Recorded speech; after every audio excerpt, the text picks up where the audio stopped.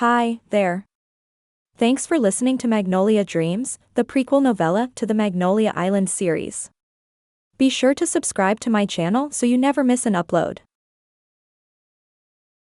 Magnolia Dreams, a prequel novella by Mallory Ford. Chapter 1. Excuse me, sir, you want to say that one more time? Stephanie Wyatt gripped the man's bowl of lobster bisque so tight that it wouldn't have surprised her if the bowl shattered in her hand. It wasn't the first time one of the guests at the five-star New York City restaurant, where she worked, had said something inappropriate to her, but it had been the longest day of her life already. He raised a bushy black eyebrow at her, his fair skin already starting to flush with what she assumed was anger and not remorse. I simply asked you what time you get off. Not only had he done that, but he'd also tried to slip money into her back pocket as he spoke. That was it. She'd been working at Spinelli's Italian dining on the Upper East Side of Manhattan for nearly 4 years, and she had nothing to show for it. Her apartment, called a studio but barely the size of a closet, was rat and roach infested with water that ran brown more often than not. She'd gone into thousands of dollars of debt to attend one of the best culinary schools in the country, hired under the assumption she'd be a sous chef, only to end up waiting tables more often than not. She had nothing against waitressing, but it wasn't what she'd gone to school for. Not to mention, she'd developed almost all the new recipes that had gone into rotation since she'd been there since the head chef didn't know a roux from a slurry. Brian Spinelli was the owner's son, and the only culinary education he had was watching cooking shows on television and anything she managed to get through his thick skull. The patron, a portly man in his 50s, held the folded bills up again between his fingers while his business partner across the table smothered a laugh. It may not be the first time he'd done this, but he'd not do it with her again. Fully aware of the consequences, Stephanie dumped the entire bowl of soup in the man's lap, soaking his money in the process. Oops, you'd better go take care of that. She ripped the cloth napkin out from under her black apron and tossed it in his face. James Spinelli, the owner and Brian's father, came running the moment he heard the man sputtering. Wyatt, you're fired. He turned quickly to the rude patron and began apologizing and offering the sun, moon, and stars. Praise the Lord, she said as she untied her apron strings and tossed it onto the table. She meant it, too. She'd always thought the Lord had led her to culinary school in the first place, but it seemed like she'd misheard his direction. Cooking was her passion, and she developed recipes solely because she loved it. It hadn't even mattered that Brian always took the credit at first, but lately, she'd grown more and more tired of it. Sally can mail me my last check. Sally, her one real friend in New York and fellow waitress, saluted Stephanie as she left. She was an aspiring Broadway actress, so the job was really only a way for her to pay the bills. Lord willing, she'd get her big break soon and be gone as well. Brian rushed up from the kitchen, eyes wide as he took in the scene before him. Stephanie, wait. He ran after her, but she didn't stop as she pushed through the heavy glass doors. It was only when she got outside and stopped to take a deep breath that he caught up. I can convince Dad to give you your job back. Just wait here for a minute. She whirled on him, unafraid of burning bridges that he and his father had already locked up tight. I don't want my job back. You're going to have to learn to develop recipes yourself for once and do your own job. Shuffling from one foot to the other, he glanced inside the restaurant to see faces staring back at them. Clearly, her little show was more interesting than the fine white tablecloths, elevator music, and pasta primavera. You can't leave, Stephanie, Without finishing his statement, he grabbed her by both arms and slammed a kiss down on her lips.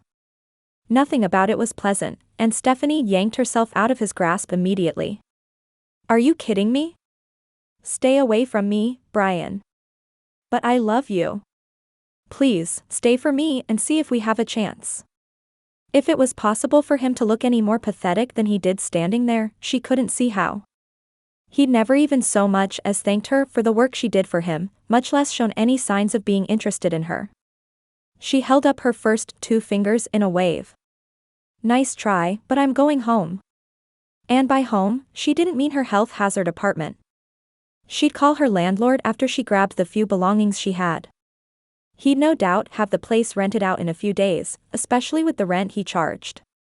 In exchange for the low rent, she had no formal lease. It meant she could actually afford the place, but it also allowed him to skimp on repairing the heater for 2 years.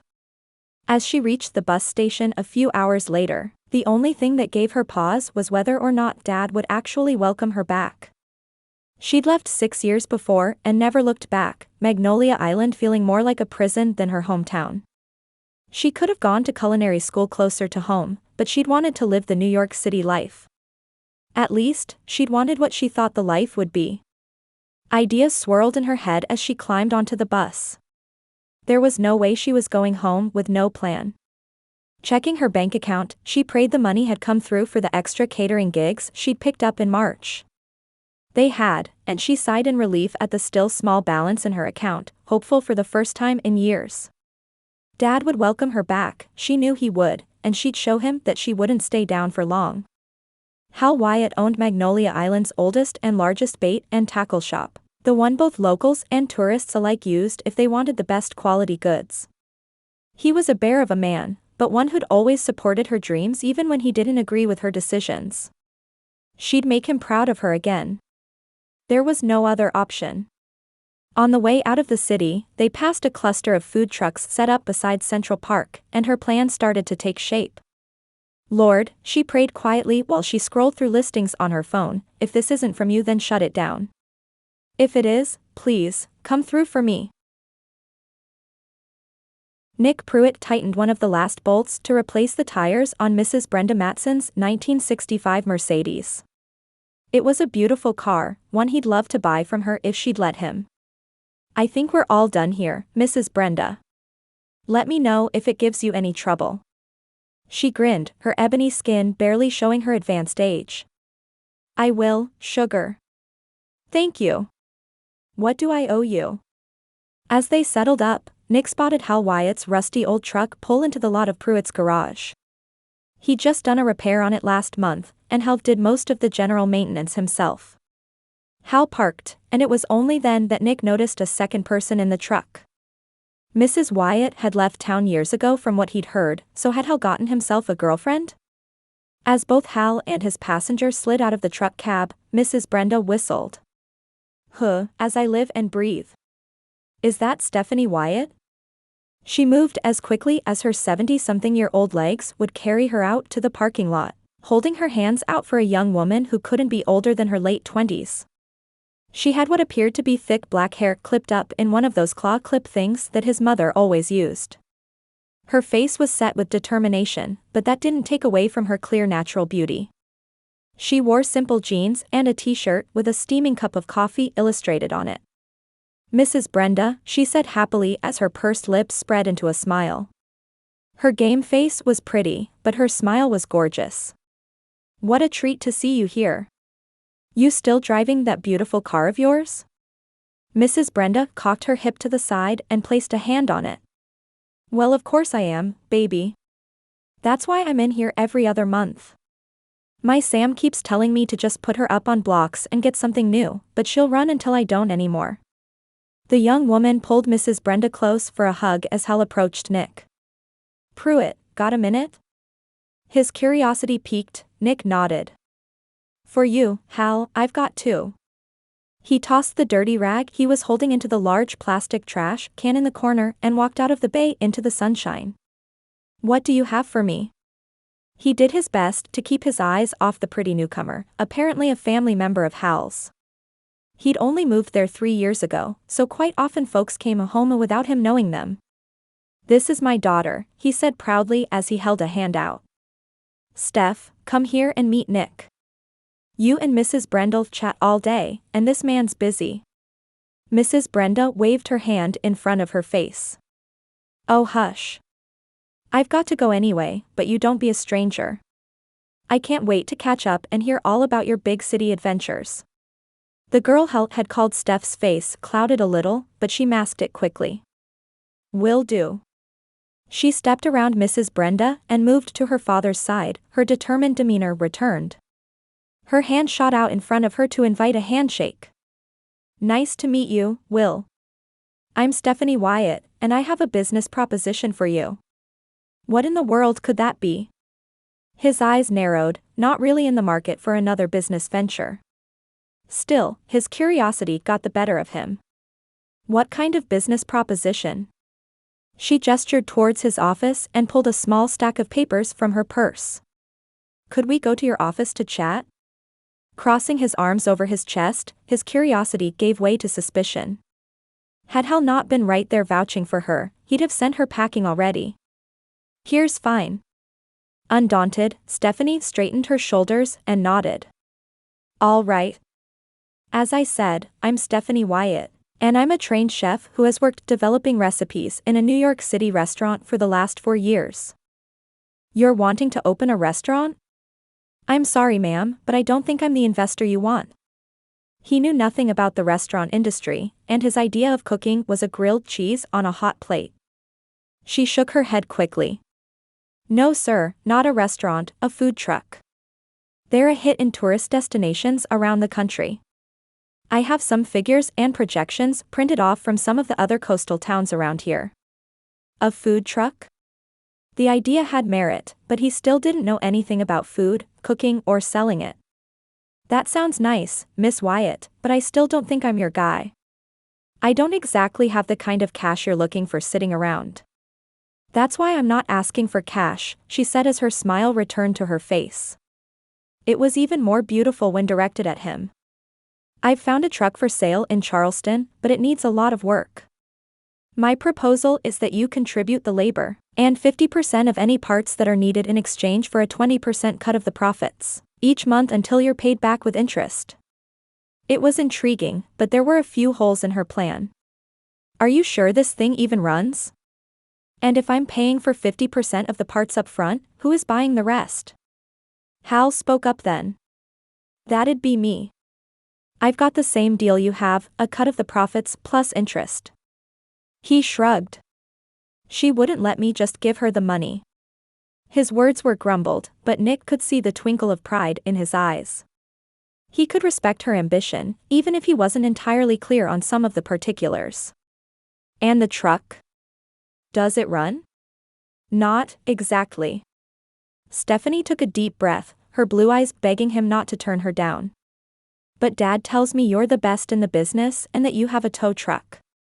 It was the first time he'd seen insecurity on her face, and he frustratingly realized there wasn't much he wouldn't do to see her smile again.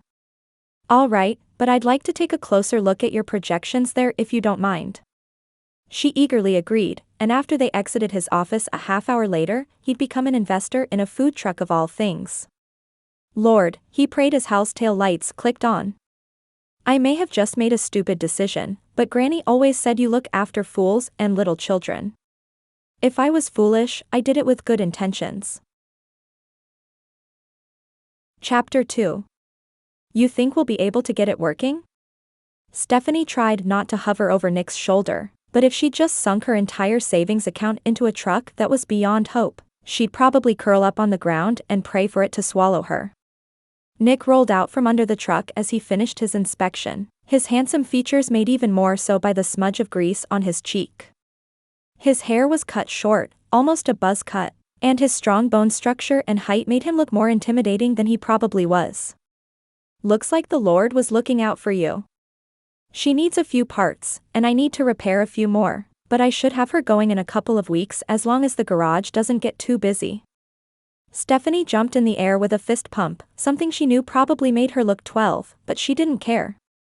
Thank you so much. Will it bother you if Dad and I work on the inside while you're getting her up and running?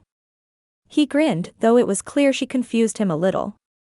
As long as she's not up on the lift, you're fine to work. I'll let you know what days that'll be so you can plan. He stood and brushed a little dirt off his dark navy jumpsuit.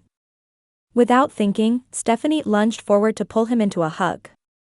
I can't tell you how much this means to me. You won't regret it. At first, he'd frozen, but now he awkwardly patted her back where they stood in the garage. I know I won't. With a jerk, Stephanie realized just how little time she'd known the man, and pulled back. Sorry, I get a little excited about things. Plus, I really needed a win. Did she ever? Brian hadn't stopped calling her since she'd boarded the bus a few days before, to the point where she'd blocked his number. He studied her, his brown eyes alight with curiosity. Good to know. Well, I've got a couple of cars here that need oil changes, but I'll get started on the truck after lunch. You're free to work on it here as much as you like. Over the next couple of days, they settled into a comfortable rhythm in which she arrived every morning with her father's toolkit and a box full of cleaning supplies. She'd had to make a few runs to the hardware store, but so far the internet had most of the information she needed for the general upkeep. Thankfully, between her dad and a buddy he had named Knox Parker, they'd been able to get some of the more complicated fixes done fairly quickly. She'd also replaced the floor with some leftover wood plank vinyl the hardware store had left over from a construction project they'd done. It had turned out well and built her confidence for the rest of the work. As she finished cleaning the oven and fridge late one morning, her stomach started growling. Had she eaten breakfast? It was nearly lunchtime, and she heard the clanging of Nick's tools at the front of the truck as he worked on some doohickey or thingamabob she had no idea existed. She bounded down the steps, ones she'd painted to match the new outside paint job, and rounded the corner. Are you hungry? The clanging stopped, and Nick lifted his head from under the hood. How was it possible that he got more handsome each time she saw him? Nothing about him was cocky or showy, but he had this air about him that she couldn't ignore if she tried. I figured I'd christen the stove in here with her first meal now that the exhaust fan is up and running. How do you feel about Philly cheesesteak sandwiches? They were one of her favorite dishes, and she'd experimented enough to make a mean version of the classic that added even more depth of flavor. His eyebrows raised, and his lip curled into a smirk. You just continue to surprise me, Wyatt. Sure, I'd love one. I'm told that more often than you might think. What's your spice tolerance, low, medium, or call the medics? Head cocked to the side, he appeared to be giving it genuine thought. Let's go with medium. I have too much work to do today to set my mouth on fire. Right on. The trip to the grocery store didn't take as long as she'd have thought, though it was likely because she was so eager to get back to the truck. Not only did she get to break in the newly cleaned and reseasoned cookware the previous owners had thrown in with the purpose, but she'd also get to show Nick that she really was as good an investment as she promised. An hour later, they sat in metal folding chairs in the garage parking lot while she took a swig of her soda to wash down the first bite. The Magnolia Island grocery store hadn't had everything she'd have used in the city, but it had been well stocked for her purposes. This might be the best thing I've ever eaten, Nick said as his eyes rolled back in his head. Please tell me you'll be putting this on the menu. Of course, she replied. I can't open my own place and not have my favorites. Spinelli's hadn't really been the end goal for her, as Italian wasn't her specialty. Still, it had been the place that hired her, and she'd given it everything she had for as long as she was there. They ate and chatted for a few more minutes. She learned he'd moved there from Tulsa for a change of pace a few years before. He hadn't planned to stay long-term, but business had been good and the place had turned into home. My mom is always after me to move back, but it's way more likely I'll convince them to come out here. Being landlocked isn't something I'm interested in anymore. That I can understand. The city had seemed exciting at first, but all that dulled when she realized just what it took to have a normal life there. I thought moving to New York was the best thing ever, but it wasn't all it was cracked up to be. He took another bite, and his eyes closed in appreciation. What made you start cooking in the first place? She felt the flush rise to her cheeks, though she wasn't sure why the story always felt a little embarrassing. My mom left when I was little, and my grandmother watched me a lot. She's one of the best cooks you'll ever meet, and all she ever watched on television was cooking shows. I realized how much I loved it when I was still just a kid, and I don't think I was anything but a chef on career day from the time I was in 3rd grade. If we'd have dressed up for it in high school rather than just shadowed people, I'd probably still have my costume. I can relate. My dad's a mechanic, and I never wanted to be anything else.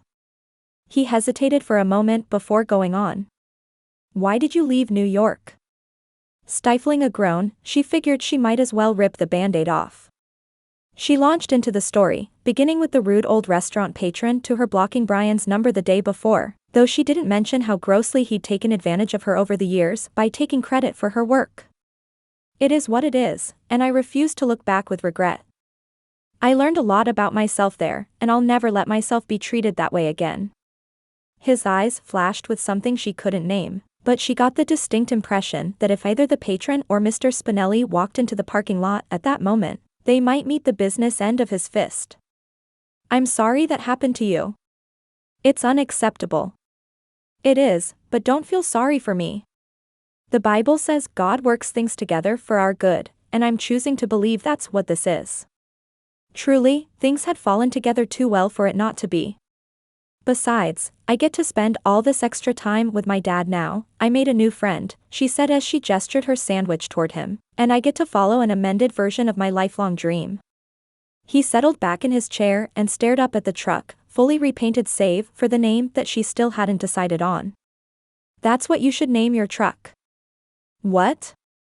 Magnolia Dreams. She rolled the idea around in her head and liked it more and more as she thought about it. Holding her soda bottle up as if to cheers, she nodded. Mr. Pruitt, I think you're right. There was more to Stephanie Wyatt than Nick had originally realized.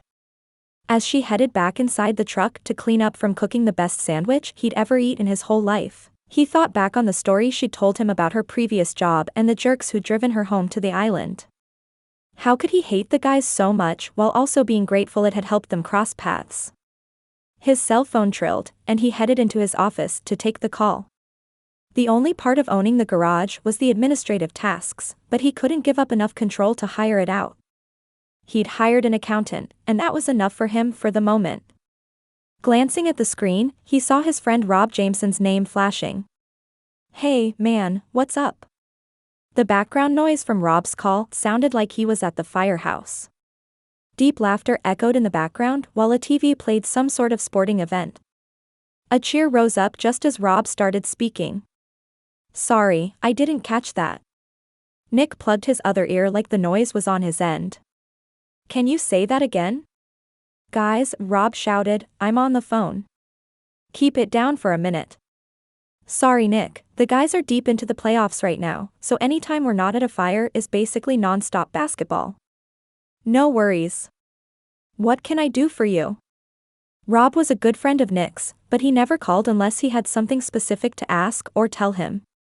Usually, it was about one of the fire trucks, as Rob's role as assistant chief at the MIF.D rendered him responsible for equipment upkeep. Rob hesitated for a second, and suspicion began to rise. Okay, so a couple things actually. First, can you look at Big Bertha? Big Bertha was the oldest and largest fire engine they had, and she was forever acting up. We've been approved for the grant to replace her next year, but I need to keep her going until then. She's doing that sputtering thing again. Flipping through his appointment book, Nick penciled in a trip to the fire department. Can do. What else? Want to be our fourth in the paintball tournament down at the woodshed at the end of the month? The woodshed was an activity venue on the island for outdoor active events. They had axe throwing, shooting, paintball, a climbing wall, and a few other attractions. Levi's been on me to ask you for weeks, and if I don't do it soon then I feel like he may explode. With a snort, Nick shook his head. Why don't you just ask Sage? Some might think the woodshed's clientele was predominantly male, but Rob's twin sister Sage could run circles around them in most of the events. We did, he grumbled. She's speaking at this plant conference or something in Atlanta that weekend. A plant conference? Sage owned the local nursery, Plant Babies, and had built a good business for herself. He could almost hear Rob shrug from the other end of the line. Yep. And we do need a backup, so let me know if you can think of anyone. Nick glanced out the window to see Stephanie already starting to paint the words Magnolia Dreams on the side of the truck. He'd been able to get some friends at a body shop in town to do a quick base coat for her, but everything else from trim to logo was up to her. Somehow, she was freehanding it in a way that didn't look horrible. There was no way he could have pulled that off. Actually, I might. It's the new girl in town, Hal's daughter. I don't know if she has any skills in axe throwing or shooting, but I have a feeling she'd be fierce on a paintball course. The fire in her that had her pack up and start her life all over again in a matter of days was intriguing to him, and if he were being honest, attractive. That the girl you're fixing up the food truck for? Stephanie glanced his way, and he hurriedly averted his eyes downward to his appointment book. She'd already had one guy creep her out that week, she didn't need another. Yep. Let me know if you want me to ask. Go ahead, Rob replied. How much longer do you think you've got until it's up and running? I know all that work has to be putting you behind. It hadn't, but only because he'd been working on other customer vehicles late at night to ensure he had the morning to work on the truck. Probably another couple of weeks, provided all the parts come in on time. There was quite a bit of work to do. Rob didn't speak for a moment, but the noise in the background of the call had started up again. There anything between you I need to know? Rob wasn't one to pry too deep, but he was direct when he had a question. She just got here like 3 days ago. Doesn't mean you haven't noticed how pretty she is. Levi sure has. Nick's hackles rose at even the thought of Rob's annoyingly charming younger brother swooping in and asking Stephanie out before he had the chance. When did Levi meet her? Who knows? It wouldn't surprise me if he knocked on Hal's door as the chairperson for the official Magnolia Island welcoming committee or something. That's not a thing. Chuckling, Rob shut the door to what Nick assumed was his office. No, but I doubt that would matter. Nick watched Stephanie while she painted for another minute, her worn jeans and fitted t-shirt spotted with paint from where she'd painted already. Her hair was pulled up in one of those clip things again, but her bangs were thick enough that they kind of swooped down in some style Nick was sure had a name. The longer she worked, the more tendrils fell from the clip and framed her face, creating an even prettier version of her by the end of the day. I'll be by tomorrow to take a look at Big Bertha. Excellent and abrupt change of subject, man. Don't worry, I'll tell Levi to back off. Nick started to tell Rob not to bother, but he shut his mouth instead. Honestly, he wanted Levi to back off, along with any other guy on the island who thought they could swoop in 3 days after a woman came home. Especially after what she'd gone through in New York, she deserved a little time before the vultures descended. At least, that's what he kept telling himself. I'll see you tomorrow. Chapter 3.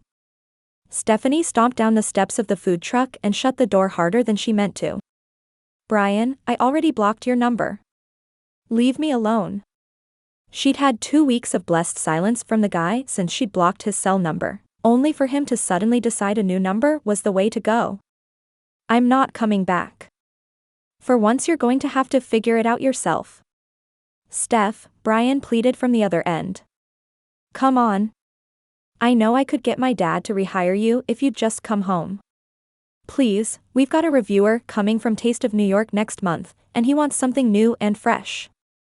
Ah, there it was. Taste of New York was a massively popular food blog and social media account run by a food columnist and her chef husband. They even had a podcast, and their reach was anyone and everyone who either lived in New York, visited frequently, or hoped to go one day. Thanks to her, Spinelli's had become known for creating modern twists on Italian classics. With a roll of her eyes, she heard Nick put down his tools from where he was working. He walked around the front corner of the truck, brow raised in concern. Stephanie shook her head and waved her hand to signal she was fine, and Nick returned to his spot working on the engine, albeit with fewer tool noises. That sounds like a problem to me, and don't call me Steph. It was petty, and she knew it, but that moniker was reserved for people who were actually her friends. What phone are you even calling on, anyway? A friend's, Brian said sheepishly. I had to since you blocked me, Dad, and the restaurant numbers. He sounded like a dog coming home with his tail between his legs, and she had to admit that it gave her some satisfaction. Still, she wasn't a monster, and she didn't want the whole restaurant to receive bad reviews simply because of the ridiculous owner and his incompetent son. You've been cooking for years, Brian. Create your own recipe. I taught you the building blocks of any plate, so get creative and figure it out. I'm done doing your job for you. Removing the phone from her ear, she hit the button to hang up and promptly blocked that number as well. With a sigh, she turned back towards the Magnolia Dreams truck and took in her work. With the last check Sally sent her, she'd be able to purchase her first few days' worth of food, hopefully to sell out during Magnolia Island's large Founders' Day bash they held every year in the church parking lot. Growing up, it had been a huge party, and it was her daily prayer that it hadn't lost its steam since she'd been gone. Nick's voice jarred her from her thoughts. What was that about? He looked uncomfortable standing there with a dirty rag slung over his shoulder, as though he didn't want to pry but couldn't help himself. I don't mean to be nosy. It just sounded like you might be having some trouble. No, I'm fine. The head chef at Spinelli's wasn't exactly qualified, and I stupidly let myself get taken advantage of because I loved cooking and felt sorry for him. She told an abridged version of her recipe development and how all the credit went to him, but she tried to tone it down a little. Nick already seemed on edge about the phone call, and she didn't want to worry him. It's not a big deal. His jaw ticked, and he took a step toward her. If he's calling from new numbers, that means he's harassing you. He could escalate, and that's not a risk I'm willing to take. As he approached, Stephanie felt the butterflies in her stomach turn to pterodactyls, her earlier frustration with Brian all but forgotten. I get it, but this is my problem. Brian's harmless. But he is desperate. He paused barely a foot in front of her, his very presence commanding as he stared down into her eyes. Desperate men do desperate things, and I want you safe. He was overreacting, but he had a point. I spend all my time either here with you or at home with my dad. Brian wouldn't dare try anything. He better not. Nick dropped it then, and turned slowly to get back to work. Still, both his words and the way she'd felt when he stood so close to her rolled around in her head. Could Brian really be a threat to her? Would he stoop that low? And regardless, why did it feel like one of the few friends she'd made since her return to Magnolia Island make her heart pound in her chest just for walking towards her? Sure, he was handsome. She'd known that the moment she met him. But something about his concern and desire to protect her from the imagined threat, the way his eyes flashed with conviction, it turned her brain to mush. To shake it free, she opened the door she'd slammed earlier and took stock of everything inside the truck that still needed to be finished. All the large repairs were done, as were most of the smaller ones, and all she had to do was finalize her menu and order supplies for her first couple of weeks of operation. She'd prefer to order a month's worth of pantry items and paper goods, but 2 weeks' worth was all she had in her account. Dad probably would have fronted her the money, but he'd invested enough in Magnolia Dreams. She could figure it out on her own. Had whatever jerk on the other end of Stephanie's phone call been present, he might have punched the dude in the face. Nick did his best not to be a hothead, but he'd had his moments over the years. His adolescence had been littered with the occasional fight, though it was normally in defense of someone else. Still, logic told him a nearly 30-year-old man should be past all that. It had been nearly 2 hours, and he was still seething over the idea that the man couldn't take no for an answer. Hey, Stephanie said as she popped around the corner of the truck, I feel like you've been a little tense since we talked earlier. She smiled hopefully, the dancing peanut butter and jelly sandwich on her shirt bobbing as she bounced up on her toes. She wasn't wearing the clothes she normally wore to paint in since that part was done, but she did wear simple jeans, cuffed at the ankle, and old-school sneakers on her feet. Let's go get some ice cream. That always makes me feel better, and I haven't been to this world-famous Maribel's Creamery yet. Maribel's Creamery was hardly world-famous, but it should be. He had way too much work to do to be going out for ice cream in the middle of the day, but those weren't the words that tumbled out of his mouth. Sure, just let me wash up. What was he doing? He'd already been working well into the evening for the past 2 weeks to catch up with the services his customers needed. Granted, the truck was close to finished, he just had one more part to install. The thought of not seeing Stephanie every day didn't sit well with him, especially after what she'd told him about Brian. He believed every word he said, and he'd considered asking Levi to run a check on Brian Spinelli to make sure he was as harmless as Stephanie seemed to believe. As he moved into the garage and rolled up the sleeves of his navy jumpsuit, he reconsidered that idea. Should he stay out of it? It wasn't his business, but he cared that Stephanie was safe. As he dried his hands on a clean towel, Stephanie chuckled. You don't have to look so excited. Stop, tone it down, you're embarrassing yourself. Okay, so maybe his resting face was a bit more grump than he'd like, especially when he was worried about something. Sorry, he teased, I'll try to hold myself in check.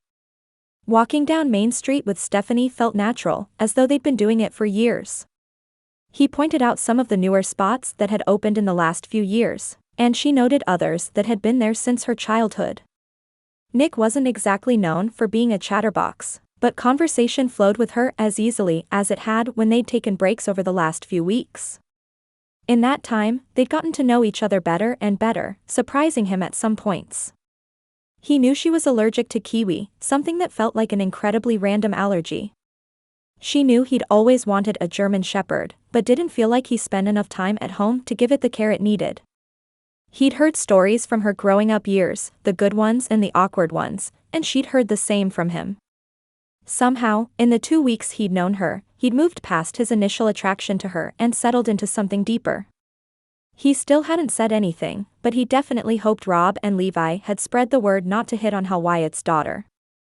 A little guilt wiggled its way in at the thought that they'd basically claimed a whole human being for him, but he'd been nothing but respectful.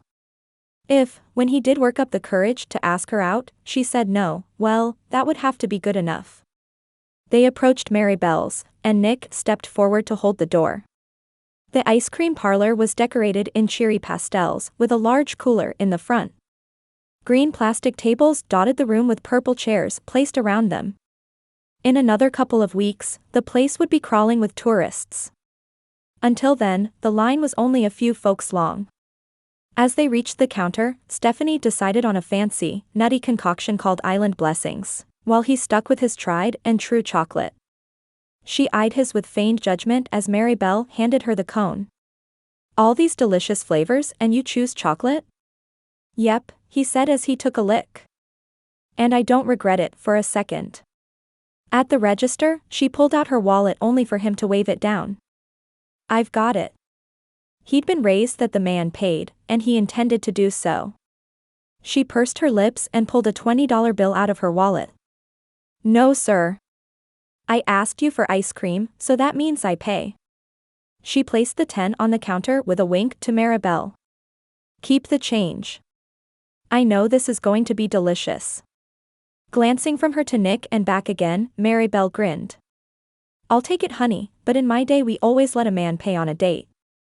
Well, then it's a good thing this isn't a date. Stephanie smiled back, apparently not the least bit embarrassed with the exchange. So that means it's on me. As Stephanie turned away, Maribel closed the cash register and sent a thumbs up to Nick.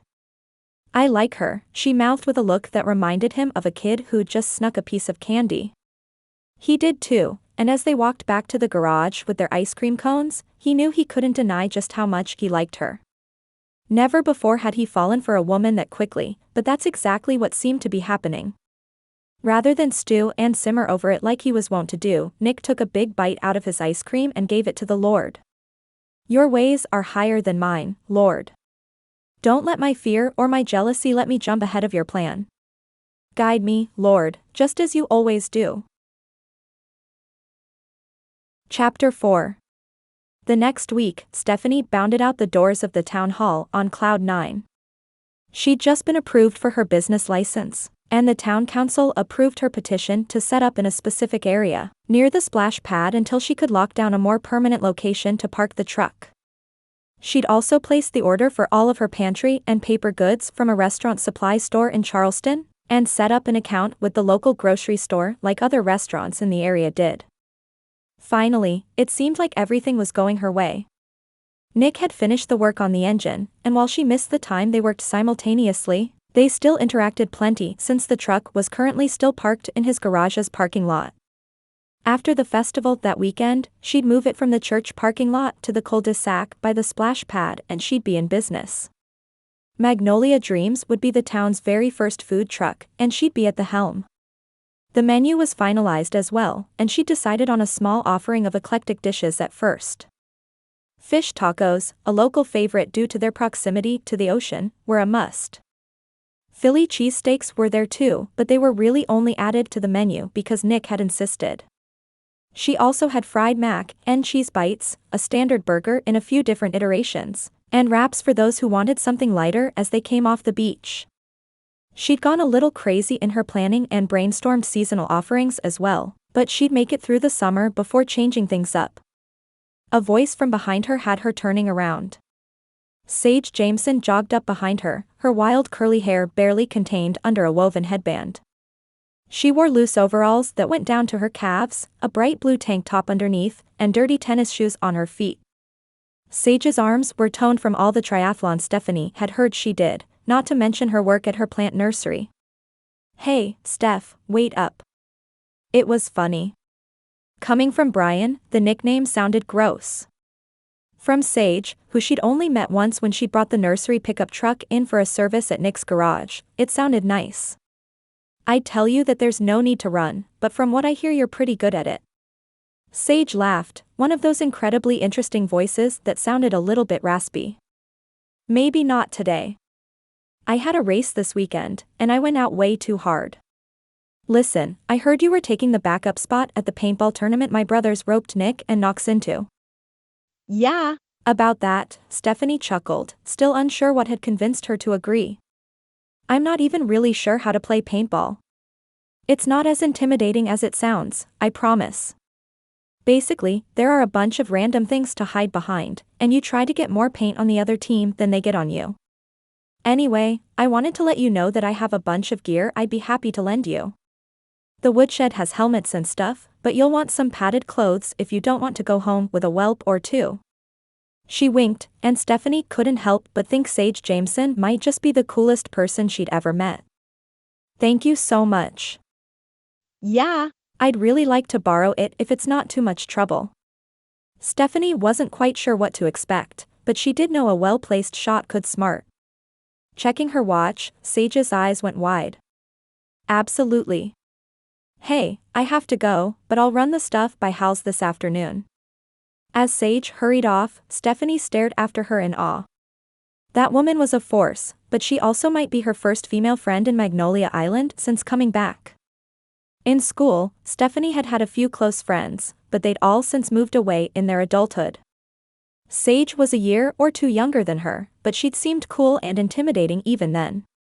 She headed back to the garage to get a few last-minute things done in the truck, so hopeful that the weekend's Founders' Day festival would be everything she needed it to be. "Lord, your ways are higher than mine. Thank you for all you've done this far." Recommitting things to the Lord always gave her a measure of peace that she otherwise lacked. It reminded her of just how little control she had over things in the first place, even the things that felt like they rested entirely on her shoulders. The truth was, none of it did, and for that she was grateful. Arriving at the garage, Stephanie spotted a police cruiser and a young man in uniform talking to Nick. Her gut tightened for a minute, but the two seemed to be laughing, so she relaxed. As she got closer, she realized it was Levi Jameson, the man who'd come up and introduced himself at church. Dad had said he was a good guy, though a bit of a ladies' man, but she hadn't been the least bit interested in flirting. It surprised her a little, but the only one she'd cared to flirt with since she got to the island was Nick Pruitt. She'd not really given in to the urge, but none of the others even tempted her. "Hey, Stephanie," Levi said with a wave. His handsome face was set in a smirk as his eyes went back and forth from Nick to her. "Beautiful day, isn't it?" It was. The weather had really been excellent since she'd gotten back to the island with just a couple pop-up showers here and there. "It is. I hope it stays this way for the festival. Folks turn out to that rain or shine." Levi's phone trilled in his pocket, and he gave Stephanie a wink. "Duty calls. See you at the paintball tournament tomorrow?" "I guess so," she replied with a nervous laugh. It was odd, but the nerves over the paintball tournament had somewhat helped her nerves regarding the opening. As Levi answered the phone and moved back toward the cruiser. "You've got Jameson." His voice had changed from the playful energy he'd adopted a moment before to that of a seasoned cop. Nick stepped up beside her. "That guy's a piece of work, but he's one of the good ones." He turned his green eyes on her, his gaze enough to send shivers down her spine. I really don't think you'll end up having to play tomorrow, but I'm glad you'll be there either way. She was too, if for no other reason than to see Nick in an entirely different environment away from his work, and all the responsibilities he carried. There was something to be said for the way a guy acted around his friends, and as much as Stephanie wasn't in a place in her life to be pursuing romance, only a fool wouldn't notice what a good man Nick Pruitt was. Surprisingly, me too. Come on, Parker, Levi said as he paced back and forth across the grass at the woodshed. You're really dropping out on us? Nick watched Levi pace with growing nervousness. Knox Parker was normally one of their best players, a better shot than even Levi, who was an actual police officer. Had he gotten Stephanie into something she'd regret? He glanced over to where she stood with Rob, mostly just looking out at the course and bouncing with nervous energy. Ripping the phone from his ear and stuffing it back in his pocket, Levi called them over. Bad news. Knox has the flu. Good news, we still have our fourth. He gestured to Stephanie, whose eyes got huge at the words. She wore the gear Sage had brought by already, her dark hair in a braid down her back, but it was clear she hadn't really expected to have to play. I'm in. The wheels were turning in her head so quickly that Nick could nearly hear them. Yep. Did Sage give you her helmet too? She nodded, her nervous energy rolling off her in waves. Yeah. She said the ones they had here would be too big. She's right. Go ahead and get your helmet on. We'll be up soon. Levi had his game face on, while Stephanie pulled on her helmet with shaking hands. Rob went to suit up as well, and Nick hurried over to Stephanie. You really don't have to do this. I promise, it's fine. If I don't, will you guys have to forfeit? He had no choice but to tell the truth. Yes, but it's a game. It's really not the end of the world. Then no, she said as she popped down the face mask on her helmet. She stared out at the course and took a deep breath. I can do this. The deep, rumbling voice of Hal Wyatt boomed behind them. You bet you can. I raised a daughter who can do whatever she needs to when the need arises. Think about everything you've done that scares you over the past month. You put a creep in his place, you packed up your whole life, and you've got a brand new business opening in 2 days. A little paintball game is nothing. Dad, when did you get here? She was clearly surprised, but her voice was already more steady. I thought you had to work. Pete's covering for me. You think I'd miss my baby girl's first paintball match? Absolutely not. I'm ready to see you take down some of these yahoos. She grinned behind her face mask and nodded with determination. Well, here goes nothing. The next hour passed in a flurry of flying paintballs, running through the wooded course, and hoping your team had your six. He'd begun the game with designs set on protecting Stephanie from as much as he could, but she darted off from him less than a minute after they started and went on the offensive immediately. He was pretty sure she'd landed a few shots too, but they'd find out for sure when they tallied up her paintball color, purple, compared to the rest. She took a few lumps too, but Nick couldn't be prouder of how she'd handled herself. She'd take the shot, take cover and regroup, then get right back out there. It wasn't all that different from what she'd done in opening Magnolia Dreams. Stephanie Wyatt was a force, and he hoped the game was as cathartic for her as it appeared to be. When they finished, Stephanie was grinning from ear to ear. Did we win? Is there a board? Levi, high on the adrenaline of a good match, jogged up beside them. This tournament is scored differently than some. Basically, they have a point system for each time you've been hit and the location on your body. The team with the lowest score overall wins. That's why there are only 2 teams today. It would be scored differently if there were more.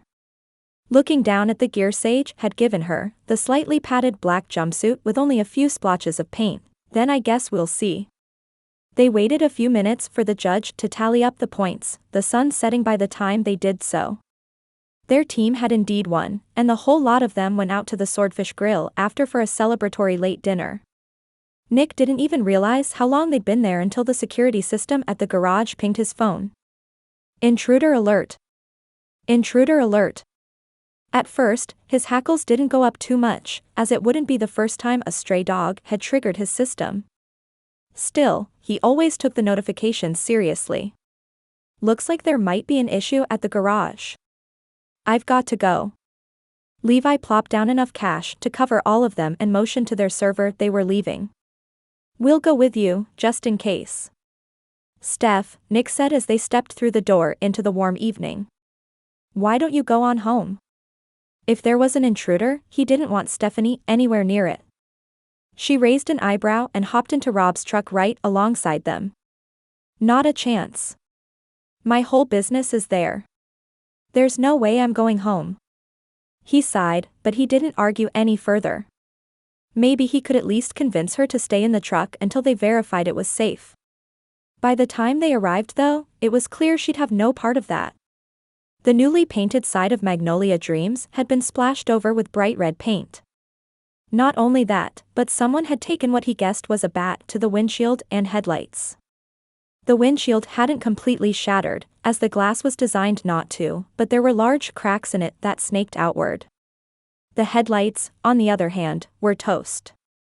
His security system blared, and the perp was nowhere in sight.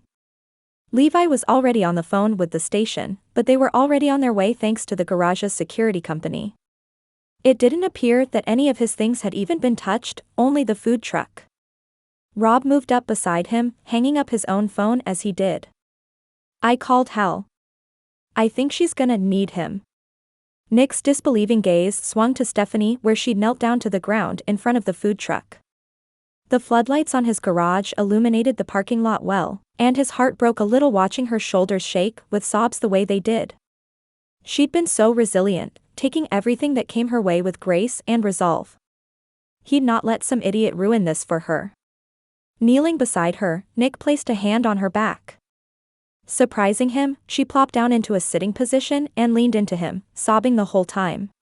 She only did so for a minute, and by the time the cops and Hal arrived, she was already back on her feet. Her father pulled her in for a hug, and Nick could see her shoulders rise and fall once more before she pulled back. Hal placed a hand on her shoulder, the anger in his eyes clear, but it wasn't in his voice. What's your plan, sugar? With a shuddering breath, Stephanie squeezed her eyes shut and shook her head. I need a new windshield and headlights first. Nick, can you help me with that? Just let me know what I owe you for the parts, and I'll make sure you get your money. There wasn't a chance in the world he'd charge her, but they could talk about it later. I can do it. I just need to see what they have in stock at my supplier in Charleston. You don't have insurance yet, do you? She laughed, though it sounded more like a scoff. I do, but my policy doesn't start until the day we open. Just 2 more days. At least it didn't seem like they'd gotten inside. Maybe the alarm system had at least helped with that. Don't worry about it, he assured her quickly. I'll call my guy as soon as he opens today. Do you need me to see if the body shop can come out and do another paint job on it? They'd put the base coat of blue on the truck, but Stephanie had been the one to freehand the logo that was now completely obscured. Stephanie narrowed her eyes at the red paint dripping down the side of the truck. No. I have a better idea, but I am going to need some more colors of paint and a trip back to the hardware store. Sage Jameson's voice sounded behind them, her sister Allie and mother Lydia behind her. We can help with that. Just tell us what you need, and we'll have it back here first thing in the morning. She approached quickly and pulled Stephanie into a hug. You can do this, but you don't have to do it alone. I know I don't. Over the next hour, the women gathered to figure out their plan for the paint, while Nick typed up an email to his friends at the auto supply store for the new headlights and windshield. He'd install them himself, but he prayed they'd be in stock. As soon as they opened, he'd call and draw their attention to the email so they didn't waste any time. They had 1 full day until the Founders' Day festival. As silly as it might seem, something in Nick knew everything would be just fine. Maybe the Lord had given him peace, or maybe he just had a ton of faith in Stephanie's ability to pick herself up after a fall, but it was probably a little of both. He tried not to focus too much on his anger at whoever had vandalized the truck, though he was pretty sure he knew who it was. No, the police could find him. His job was to help Stephanie make it to the opening with a truck in one piece. Chapter 5. It looks beautiful, Mrs. Lydia said as she stepped back and studied their work the next evening. It's so creative and unique.